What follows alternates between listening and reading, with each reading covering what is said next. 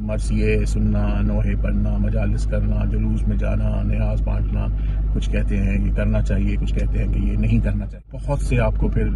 Clips بھی ملیں گے، کچھ علماء حضرات اس کے حق میں بات کر رہے ہوں گے، کچھ علماء حضرات اس کی مخالفت میں بات کر رہے ہوں گے، اور اس کا جواب میں اپنا جواب جو ہے وہ نہیں دے رہا، یا جو میرے مرشد پاک پیر سیدنا حاجی محمد سعید فیضوی رحمۃ اللہ علیہ نے مجھے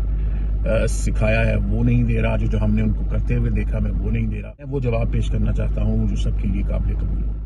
بتانے کا مقصد یہ ہے کہ جس ہستی کی میں آپ کو کوٹ ابھی کروں گا تحریر، وہ میں یہاں لگا بھی دوں گا اور میں پڑھ کے بھی آپ کو سنا دیتا ہوں، وہ اینٹی شیعہ۔ پیارے ناظرین، دوست احباب، فیملی فرینڈز،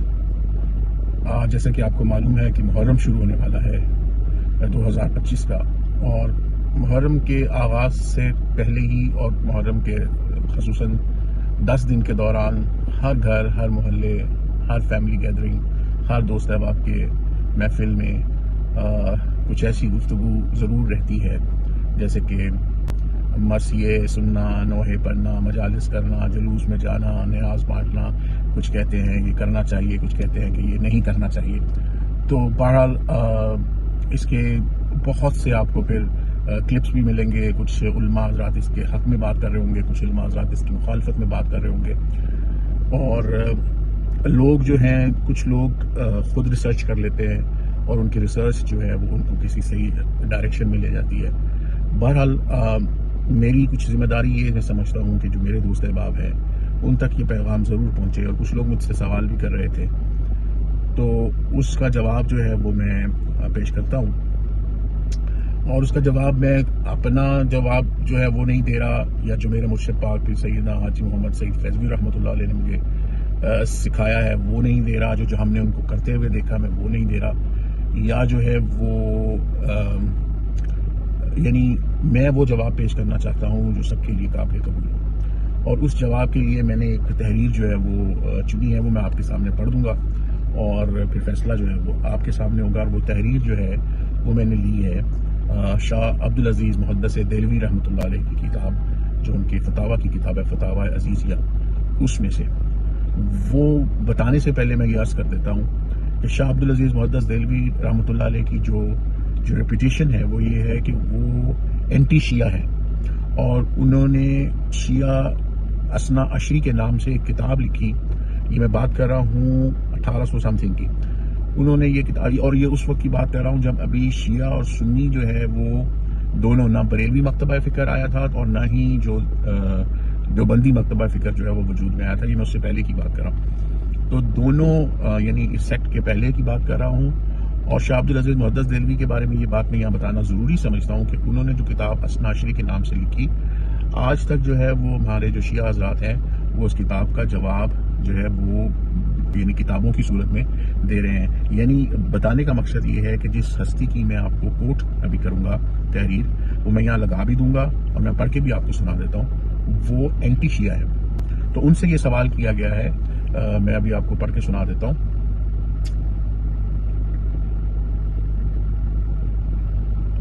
معذرت، مجھے ذرا گلاسز چینج کرنی ہوں گی۔ اچھا جی، ان کو جو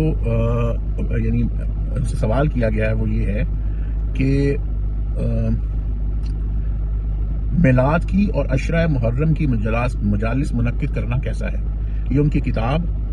جس کے صفحہ نمبر 199 کے اوپر یہ جواب ہے۔ 199 اور 200 پیج، ان دونوں پہ یعنی 199 کے اینڈ اور 200 کا شروع، اس سوال اور اس کا جواب جو ہے وہ فتاویٰ عزیزیہ کی کتاب میں موجود ہے۔ یہ میں آپ کو یہاں لگا بھی دوں گا، کتاب کا ریفرنس بھی اور یہ بھی۔ آپ نے ارشاد فرمایا جواب میں، اس کو میں ٹو دا پوائنٹ اس پہ لے کے چلوں گا، تحریر آپ کو نظر آ جائے گی۔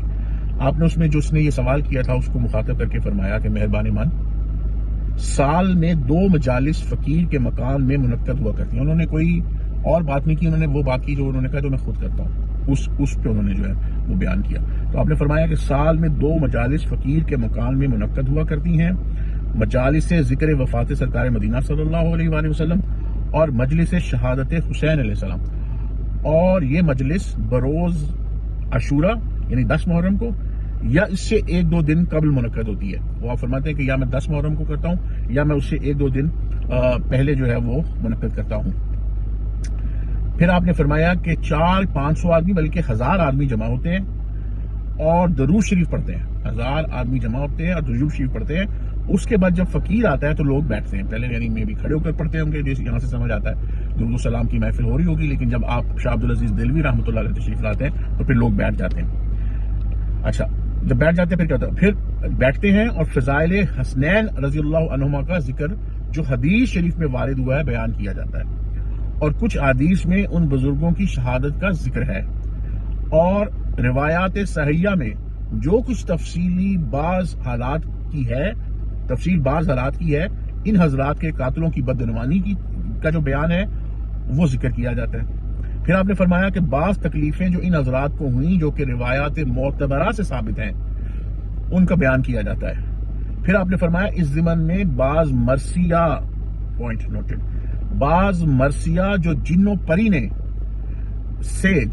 سے یہ حدیث شریف میں موجود ہے، جو صاحب علم ہے ان کو معلوم ہے کہ حدیث شریف میں یہ بات واضح طور پر موجود ہے کہ سیدہ ام سلمہ رضی اللہ تعالیٰ عنہ نے جن اور پریوں کو امام حسین علیہ السلام پر نوحہ مرثیہ روتے ہوئے سنا. تو اس حدیث شریف کا حوالہ دیتے ہوئے آپ نے فرمایا کہ حضرت ام سلمہ رضی اللہ تعالیٰ عنہ نے اور دیگر صحابی نے جن و پری کا نوحہ اور مرثیہ سنا، وہ بھی ذکر کیا جاتا ہے. پھر آپ نے فرمایا کہ خواب ہائے وحشت ناک، یعنی وہ خواب جو حضرت ام سلمہ رضی اللہ تعالیٰ نے دیکھے اور جو حضرت ابن عباس رضی اللہ تعالیٰ نے دیکھے اور دیگر صحابہ نے بروز عاشورہ سن 61 ہجری کو جو خواب دیکھے، اور جس میں نبی کریم صلی اللہ علیہ وآلہ وسلم کی جو آپ کی ظاہری حالت مبارک تھی، جس میں حدیث میں آتا ہے کہ آپ کے بال مبارک بکھرے ہوئے تھے، داڑھی مبارک میں جو ہے وہ مٹی اٹی ہوئی تھی اور آپ غمزدہ تھے، یعنی یہ وہ الفاظ اس میں ملتے ہیں. تو آپ نے فرمایا کہ وہ خواب ہے وحشت ناک کا ذکر کیے جاتے ہیں جو حضرت ابن عباس رضی اللہ تعالیٰ عنہ اور دیگر صحابہ کرام نے دیکھے تھے. اس سے معلوم ہوتا ہے، یعنی وہ آپ خود فرما رہے ہیں کہ ان خواب سے یہ معلوم ہوتا ہے کہ جناب رسالت مآب صلی اللہ علیہ وآلہ وسلم کو اس واقعے سے نہایت ہی رنج و الم ہوا.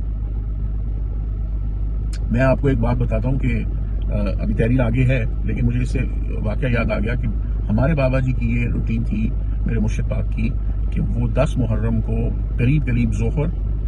سے پہلے اور عصر کے بعد تک مغرب تک ٹوپی مبارک نہیں پہنتے تھے، حتی الامکان ہوتی تھی، جوتے نہیں پہنتے تھے، بال نہیں بناتے تھے. اور کیونکہ نبی کریم صلی اللہ علیہ وآلہ وسلم کی ان خواب آئے وحشت ناک، جس کو شاہ عبدالعزیز دہلوی رحمۃ اللہ علیہ نے لکھا ہے کہ وحشت ناک خواب تھے. نبی کریم صلی اللہ علیہ وآلہ وسلم کی جو حالت تھی وہ جب آپ پڑھتے ہیں اور سنتے ہیں تو وحشت معلوم ہوتی ہے. وہ وحشت ناک خواب جو تھے اس میں نبی کریم صلی اللہ علیہ وآلہ وسلم کا تقریباً یہی حلیہ مبارک تھا. تو آپ ایک دفعہ دربار شریف پہ گئے ہوئے تھے 10 محرم کو، کیونکہ وہاں مجالس ہوتی تھی. تو جب آپ نے سلام پھیرا تو جو آپ پیچھے تھے نماز پڑھ رہے تھے، امام صاحب جو تھے وہاں دربار کی مسجد کے دونوں نے جب سلام پھیرا اور انہوں نے دیکھا کہ حاجی صاحب اور ان کے سارے مریدوں نے ٹوپی نہیں پہنی ہوئی اور بول رہے ہیں، تو انہوں نے اس پہ اعتراض کیا کہ حاجی صاحب آپ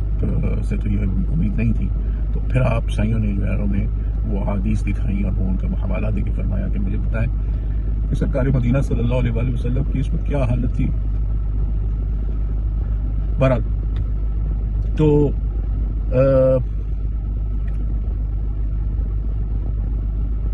مقصد میرا کہنے کا یہ ہے کہ یہ یعنی اب شاہ عبدالعزیز دہلوی رحمۃ اللہ علیہ کو خواب ہائے وحشت ناک قرار دیا ہے. جس کے گھر سے 72 لاشیں اٹھی ہوں وہ وحشت کا مطلب سمجھ سکتا ہے. بہرحال پھر آپ نے فرمایا کہ جناب رسالت مآب صلی اللہ علیہ وآلہ وسلم کو اس سے انتہائی رنج و الم ہوا. اس کے بعد پھر ختم قرآن کیا جاتا ہے اور 5 آیات پڑھ کر کھانے کی جو چیز موجود رہتی ہے اس پر فاتحہ کیا جاتا ہے. اور اسی اثنا میں اگر کوئی شخص خوش الحان، یعنی جس کی آواز اچھی ہو، جس کا لہجہ اچھا ہو، جس کے سر اچھے ہوں، وہ سلام پڑھتا ہے.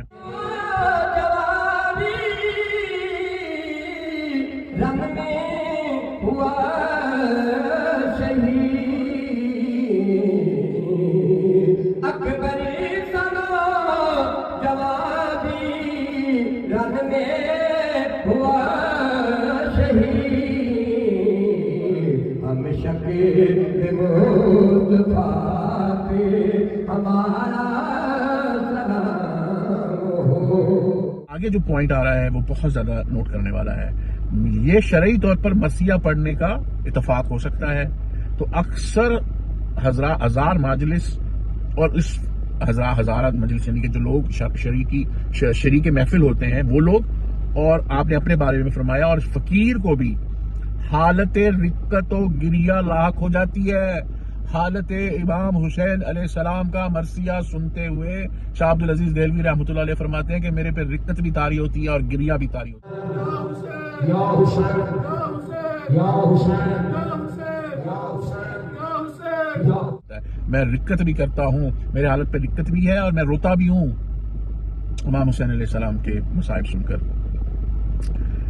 اب آپ نے جو ہے نا وہ نتیجہ پیش فرمایا، آپ نے فرمایا کہ اس قدر عمل میں آتا ہے، یہ سب آپ نے فرمایا کہ میں درود شریف ہوتا ہے، پھر ذکر ہوتا ہے، پھر مصائب بیان ہوتے ہیں، پھر مرثیہ نوحہ پڑھا جاتا ہے، سلام پیش کیا جاتا ہے، اور اس میں مجھ پہ رقت اور گریہ بھی ہو جاتا ہے، میں روتا بھی ہوں۔ اور اس کے بعد آپ نے فرمایا کہ اس قدر عمل میں آتا ہے،